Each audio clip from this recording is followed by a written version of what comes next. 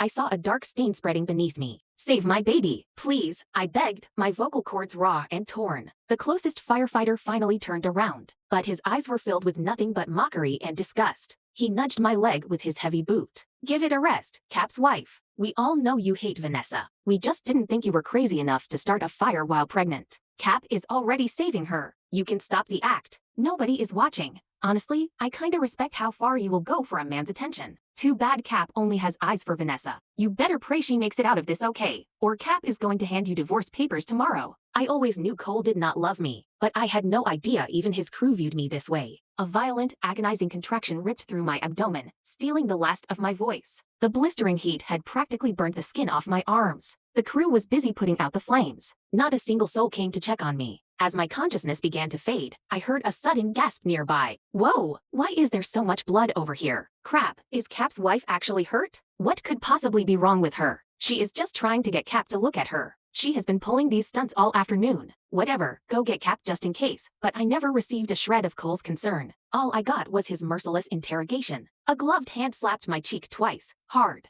Rachel, wake up. Stop faking it. I am here. Are you completely out of your mind? You start a fire and end up burning yourself. Shooting yourself in the foot. Was it worth it? Even now, he genuinely believed I started the fire. He thought I was throwing a jealous, hysterical fit. I wanted to explain. I wanted to scream, but my throat was bone dry. My stomach felt like it was being ripped apart from the inside. All I could do was reach out a trembling, injured hand and grip his heavy turnout coat, praying he would finally realize I was in danger. He hesitated for a split second. Then, he pressed his hand down heavily onto my cramping abdomen. You put on a good show. If Vanessa hadn't already told me you set the fire and hid yourself on purpose, I almost would have believed you. Dropping those words like ice, he turned his back and walked away without a second glance. A heartbeat later, a terrified shout erupted from one of the rookies. Captain, she is losing so much blood. Is she losing the baby? Cole's voice drifted back, cold and hollow. Ignore her. Vanessa already told me. It is fake. She is 5 months along. She is not going to lose the baby that easily. Let her act. A final, blinding wave of agony washed over me. Everything went pitch black. In my feverish dreams, I was pulled back to the days when Cole and I first met. It was a college seminar. He sat there with an ice-cold expression, but his flawless technical skills and sharp mind captured the hearts of half the girls in the room. I was no exception.